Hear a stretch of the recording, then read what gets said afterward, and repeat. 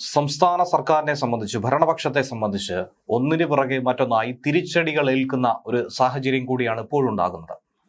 മുഖ്യമന്ത്രിയുടെ PR സ്റ്റണ്ടിനെ കുറിച്ചുള്ള വിമർശനം പല കോണിൽ നിന്നും ഉയർന്നു കേൾക്കുമ്പോഴാണ് ഇപ്പോൾ ഹൈക്കോടതി അടക്കം സാധാരണ ജനങ്ങളുടെ, സർക്കാർ ഉദ്യോഗസ്ഥരുടെ സ്വകാര്യതയിലേക്ക് കടന്നുകയറിയ മുഖ്യമന്ത്രിയുടെ ഓഫീസിന് അതിശക്തമായി താക്കീത് നൽകിയിരിക്കുന്നത്.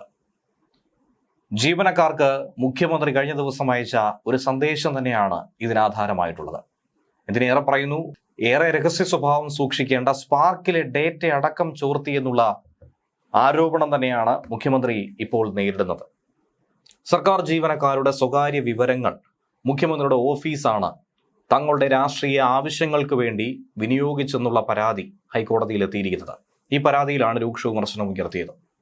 ജീവനക്കാരുടെ വ്യക്തി വിവരങ്ങൾ മുഖ്യമന്ത്രിയുടെ ഓഫീസിന് എങ്ങനെയാണ് കിട്ടിയത്? സർക്കാർ രേഖകളിലുള്ള കാര്യങ്ങൾ എന്തിന് മുഖ്യമന്ത്രിയുടെ PR ടീം വിനിയോഗിച്ചു? ഇത് വ്യക്തമായ സ്വകാര്യതാ ലംഘനമാണെന്ന് കോടതി നിരീക്ഷിച്ചു. ഡേറ്റാ ചോർച്ചയിലുള്ള ആശങ്ക അടക്കം കോടതി രേഖപ്പെടുത്തുകയും ചെയ്തു.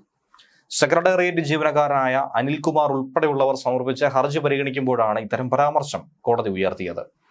മുഖ്യമന്ത്രി പിണറായി വിജയനെ അടക്കം എതിർകക്ഷിയാക്കിയാണ് ഹർജി ഫയൽ ചെയ്തിരിക്കുന്നത്. നടപടി പ്രഥമദൃഷ്ട്യാ സ്വകാര്യതയിലേക്കുള്ള കടന്നുകയറ്റമാണെന്ന് കോടതി തന്നെ നിരീക്ഷിച്ചു കഴിഞ്ഞിരിക്കുന്നു. അക്കാര്യത്തിൽ സംശയമില്ല. മുഖ്യമന്ത്രിയുടെ ഓഫീസും ചെയ്തിരിക്കുന്നത് ഗുരുതരമായ തെറ്റ് തന്നെ. കേസ് വീണ്ടും പരിഗണിക്കുന്നത് വെള്ളിയാഴ്ച വരെ തുടർ സന്ദേശങ്ങൾ അയക്കരുതെന്നുള്ള കൃത്യമായ നിർദ്ദേശവും നൽകി. സ്പാർക്ക് ഡേറ്റയുടെ ദുരുപയോഗം തടയണമെന്നാവശ്യപ്പെട്ടാണ് ഹർജി കോടതിയിലെത്തിയത്. ജസ്റ്റിസ് ബിച്ചു കുര്യൻ തോമസിന്റെ ബെഞ്ചാണ് നടപടി സ്വീകരിച്ചത്. കേസിൽ മുഖ്യമന്ത്രി ഒഴികെയുള്ളവർക്ക് നോട്ടീസ് അയക്കാനും കോടതി ഇതിനോടകം തന്നെ നിർദ്ദേശം നൽകി കഴിഞ്ഞു. ശമ്പള പരിഷ്കരണം, DA വർധനവടക്കം ചൂണ്ടിക്കാട്ടി മുഖ്യമന്ത്രിയുടെ ഓഫീസ് വഴി സ്പാർക്ക് സംവിധാനത്തിലെ നമ്പറുകളിലേക്കും ഇമെയിലുകളിലേക്കും ഒക്കെ തന്നെ സന്ദേശമെത്തി. അനുമതിയില്ലാതെ ഒരു വ്യക്തിയുടെ സ്വകാര്യ വിവരങ്ങൾ ഉപയോഗിച്ചത് ഭരണഘടനയുടെ 21-ാം അനുച്ഛേദത്തിന്റെ ലംഘനമാണ്. അതിനൊപ്പം 2023 ഡിജിറ്റൽ വ്യക്തിവിവര സുരക്ഷാ നിയമത്തിന്റെ ലംഘനമാണെന്നും ഹർജിയിലൂടെ പറഞ്ഞിരുന്നു. ഇത് ശരിയാണെന്നാണ് കോടതി നിലവിൽ പറഞ്ഞിരിക്കുന്നത്. മുഖ്യമന്ത്രിയുടെ ഓഫീസിന് എവിടെ നിന്നാണ് ഈ സന്ദേശങ്ങൾ അയക്കാനുള്ള നമ്പറുകളും മറ്റും ലഭിച്ചത്? ആരാണത് ചോർത്തിക്കൊടുത്തത്? അത് ചോർത്തിയത് ആരാണെങ്കിലും, അതെങ്ങനെ കിട്ടിയതാണെങ്കിലും അത് ഗുരുതരമായ കുറ്റകൃത്യമായി തന്നെ നോക്കിക്കാണേണ്ടിയിരിക്കുന്നു. ഇത്തരം വിവരങ്ങൾ മറ്റൊരാവശ്യത്തിനും ഉപയോഗിക്കില്ലെന്ന് അഡ്വക്കേറ്റ് ജനറൽ മറ്റൊരു കേസിനിടെ കോടതിയിൽ പറഞ്ഞിരുന്നു എന്ന കാര്യമടക്കം ഹൈക്കോടതി എടുത്തു പറഞ്ഞു.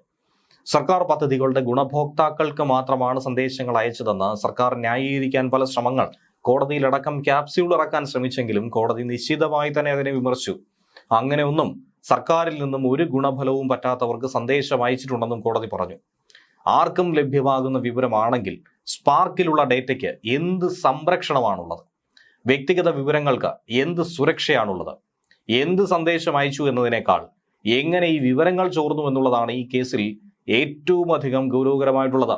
ഇത് സ്വകാര്യതാ ലംഘനമാണെന്നുള്ളത് ആദ്യ നോട്ടത്തിൽ തന്നെ മനസ്സിലായി. ഗൗരവകരമായ ആരോപണങ്ങൾ തന്നെയാണ് ഉയർന്നിരിക്കുന്നത്. എങ്ങനെയാണ് ഈ വ്യക്തികളുടെ വിവരങ്ങൾ കിട്ടിയതെന്നുള്ള ചോദ്യമാണ് ശക്തമായി കോടതി ഉന്നയിച്ചത്. ഇനി കേസ് പരിഗണിക്കുന്നത് വരെ ഒരു കാരണവശാലും സമാനമായ സന്ദേശങ്ങൾ ആർക്കും അയക്കില്ല എന്ന് എഴുതിത്തരാനടക്കം കോടതി നിർദ്ദേശിച്ചു കഴിഞ്ഞു. ജീവനക്കാരെ ആകട്ടെ പേര് പറഞ്ഞ് അഭിസംബോധന ചെയ്തായിരുന്നു ആ സന്ദേശം എത്തിയത്. കഴിഞ്ഞ ബജറ്റിൽ കൊടുത്ത പ്രധാന വാഗ്ദാനങ്ങളിൽ ഒന്നൊന്നായി നടപ്പാക്കി പോരുകയാണെന്നും ജീവനക്കാർക്കും പെൻഷൻകാർക്കും പ്രഖ്യാപിച്ച DA DR സർക്കാർ പൂർണ്ണമായും അനുവദിച്ചിരിക്കുകയാണെന്നും ഈ സന്ദേശത്തിൽ പറയുന്നു. ആകെ DA 35% വർദ്ധിപ്പിച്ചു. മാർച്ച് 1 ലഭിക്കുന്ന ശമ്പളത്തോടൊപ്പം ആദ്യം വർദ്ധിപ്പിച്ച 3% DAയും ഏപ്രിൽ 1 ലഭിക്കുന്ന ശമ്പളത്തോടൊപ്പം ഇപ്പോൾ വർദ്ധിപ്പിച്ച 10% DAയും നിങ്ങളുടെ കൈകളിലേക്ക് എത്തുമെന്നാണ് മുഖ്യമന്ത്രി തന്നെ പറയുന്നത്. സർക്കാർ ജീവനക്കാരുടെ ഭവന നിർമ്മാണ അഡ്വാൻസ് പുനഃസ്ഥാപിച്ച കാര്യവും അറിഞ്ഞിരിക്കുമല്ലോ. ജീവനക്കാരുടെ ക്ഷേമവും അവകാശങ്ങളും സംരക്ഷിക്കാൻ ഈ സർക്കാർ എന്നും ഒപ്പമുണ്ട്. വരുന്ന ആളുകളിലും ഈ കരുതൽ തുടരും, ഉറപ്പാണ്. വാക്ക് മുഖ്യമന്ത്രിയുടെ സന്ദേശം ഇങ്ങനെ പറഞ്ഞാണ് അവസാനിക്കുന്നത്.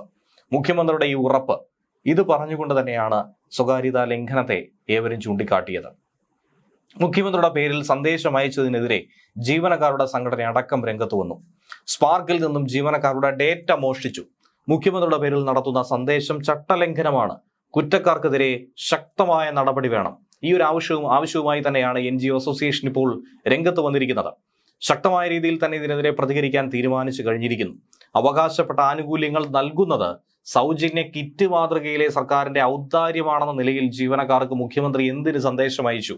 അതും വ്യക്തിപരമായി സന്ദേശം അയച്ചിരിക്കുന്ന കാര്യം അല്പത്തരവും തരംതാണ രാഷ്ട്രീയ നാടകവുമാണെന്നാണ് NGO അസോസിയേഷൻ സംസ്ഥാന പ്രസിഡന്റായിട്ടുള്ള ജാഫർ ഖാനും ജനറൽ സെക്രട്ടറി AP സുനിലും വ്യക്തമാക്കുന്നത്. ജീവനക്കാർക്ക് അവർക്ക് അവകാശപ്പെട്ട കാര്യങ്ങൾ നൽകുന്നതിൽ ഇത്തരം ഔദാര്യം പിടിച്ച പരിപാടികൾ അതൊരു കാരണവശാലും പ്രോത്സാഹിപ്പിക്കാൻ പാടുള്ളതല്ല. അവർ പണിയെടുത്തതിന്റെ കൂലിയാണ് കിട്ടുന്നത്. അതിൽ സർക്കാരിന് പ്രത്യേകിച്ച് നേട്ടം പറയാനൊന്നുമില്ല. ഔദ്യോഗിക ആവശ്യങ്ങൾക്ക് മാത്രമായി സ്പാർക്കിന് കൊടുത്തിട്ടുള്ള ഈ വ്യക്തിഗത ഫോൺ നമ്പറുകൾ, മറ്റ് വിവരങ്ങൾ, ഇമെയിലുകൾ അടക്കം അനുമതി കൂടാതെ എന്തിനുപയോഗിച്ചു? മുഖ്യമന്ത്രിയുടെ ഓഫീസ് രാഷ്ട്രീയ ലാഭത്തിനായിട്ടാണ് ഇതിനെയൊക്കെ വിനിയോഗിച്ചത്. തികച്ചും ചട്ടവിരുദ്ധമാണ് ഈ പ്രവർത്തനം. സുരക്ഷിതമായി സൂക്ഷിച്ചിട്ടുള്ള വിവരങ്ങൾ ഔദ്യോഗിക കൃത്യനിർവഹണത്തിനായി മേലുദ്യോഗസ്ഥർക്കും വേതന നിർണയ മേലധികാരികൾക്കും ഫിനാൻസ് വകുപ്പിലെ സ്പാർക്ക് പ്രൊജക്ട് മാനേജ്മെന്റ് യൂണിറ്റിനും PMUവിനും മാത്രമേ കൈകാര്യം ചെയ്യാൻ കഴിയുമെന്നിരിക്കെ എങ്ങനെ ഈ വിവരങ്ങളൊക്കെ തന്നെ മുഖ്യമന്ത്രിയുടെ ഓഫീസിന് കിട്ടി? എവിടെ നിന്ന് കിട്ടി? ആര് ചോർത്തി നൽകി? എന്തിനു നൽകി? സ്പ്രിംഗ്ലർ മാതൃകയിൽ ധനകാര്യ വകുപ്പിന്റെ പോർട്ടലായിട്ടുള്ള സ്പാർക്കിലും അഴിമതി നടക്കുന്നു എന്നതിന്റെ പച്ചയായ തെളിവായി ഇതിനെ നോക്കിക്കാണാം. ഹൈക്കോടതി ഡിവിഷൻ ബെഞ്ചിന്റെ വിധിയുടെ നഗ്നമായ ലംഘനമായി കൂടി ഈ ഒരു വിഷയത്തെ നമുക്ക് വ്യാഖ്യാനിക്കാം.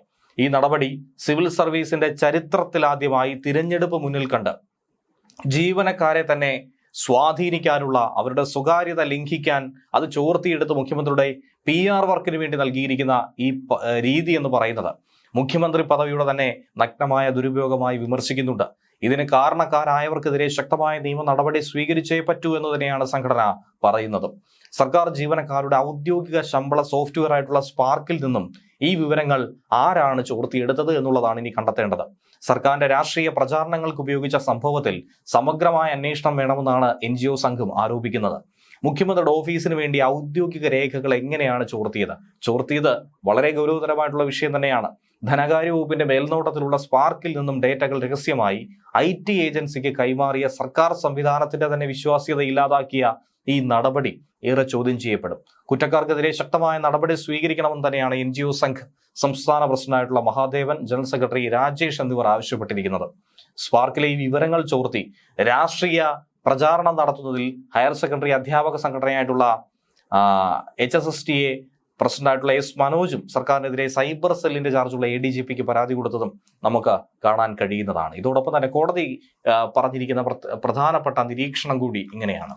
സർക്കാർ ചെലവിൽ പാർട്ടി സർവേ നടത്തുന്നത് തടഞ്ഞുകൊണ്ടുള്ള കോടതി ഉത്തരവിന് തൊട്ടു പിറകെയാണ് ഈ പുതിയ ആരോപണം കൂടി കോടതിയിൽ എത്തിയത്. സ്പാർക്കിലെ വിവരങ്ങൾ എങ്ങനെയാണ് മുഖ്യമന്ത്രിയുടെ ഓഫീസിന് കൈമാറിയത് എന്നതിനെക്കുറിച്ച് വിശദമായ അന്വേഷണം വേണമെന്ന ഹർജിക്കാരുടെ ആവശ്യം ഏറെ ഗൗരവത്തോടെ തന്നെയാണ് കോടതി നോക്കിക്കണ്ടത്. വ്യക്തിപരമായ വിവരങ്ങൾ ഔദ്യോഗിക പ്ലാറ്റ്ഫോമുകളിൽ നൽകുന്നത് കൃത്യമായ ആവശ്യങ്ങൾക്കാണ്.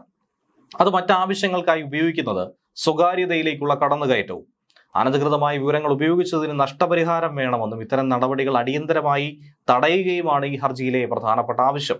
കേസ് എന്തായിരുന്നാലും വീണ്ടും പരിഗണിക്കുമ്പോൾ ശക്തമായി തന്നെ ഇതിൽ ഇടപെടുമെന്ന കാര്യത്തിൽ സംശയമില്ല.